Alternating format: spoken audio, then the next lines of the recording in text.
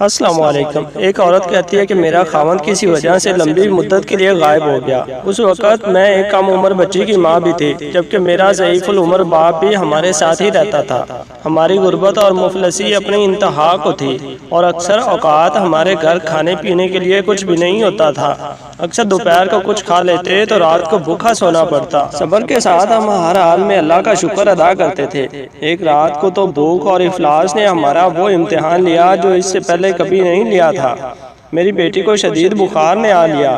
بچی کی بخار اور بھوک سے بنی حالت سے مجھے اپنی اور اپنے والد کی بھوک بھول گئی۔ ایسی بے کسی اور لاچاری تو کبھی نہ دیکھی تھی۔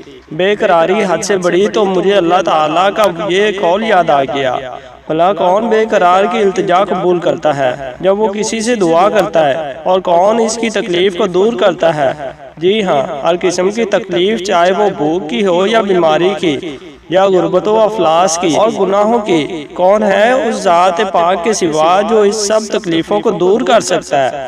یہ سب سوچ کر میں اٹھی اور جا کر وضو کیا۔ واپس آ کر بچی کے ماتھے پر پانی سے بھیگی ہوئی پٹی رکھی اور اللہ کے حضور نماز کی ادائیگی کے لیے کھڑی ہو گئی۔ مختصر سی نماز پڑھنے کے بعد ہاتھ اٹھا کر بچی کے لیے دعا کی۔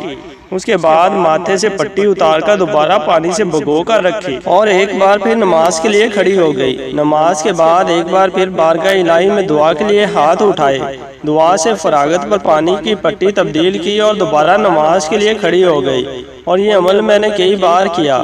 جب میں یہ سب کچھ بار بار دہرا رہی تھی تو کسی نے دروازہ کھٹکھٹایا۔ اس حیرت کے ساتھ بھلا رات کے اس پہر کون ہو سکتا ہے؟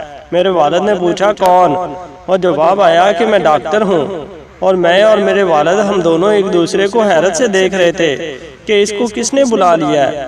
میرے والد نے جا کر دروازہ کھولا۔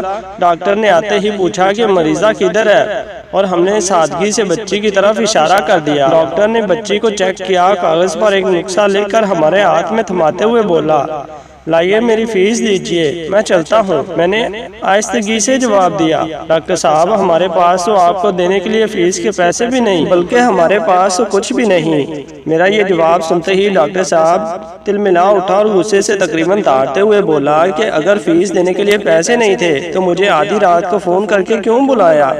کیوں مجھے اس طرح بے آرام کیا تم لوگوں نے؟ ڈاکٹر کے منہ سے ٹیلی فون کا سن کر مجھے لگا کہ ڈاکٹر غلطی سے ہمارے گھر آ گیا ہے۔ میں نے ہمت کرتے ہوئے جواب دیا، ڈاکٹر صاحب ہم نے آپ کو ٹیلی فون کر کے نہیں بلایا، بلکہ ہمارے پاس تو ٹیلی فون ہے ہی نہیں۔ یہ سن کر ڈاکٹر نے مجھ سے پوچھا، اچھا تو کیا یہ فلاں شخص کا گھر نہیں؟ میں نے کہا نہیں۔ ڈاکٹر صاحب فلاں صاحب ہمارا ہمسایہ ہے۔ یہ سن کر ڈاکٹر تھوڑا سا خاموش ہوا اور پھر ہمارے گھر سے نکل کر ہمارے ہمسایہ کے گھر چلا گیا، اور ہم خجالت اور شرمندگی سے خاموش بیٹھے رہے۔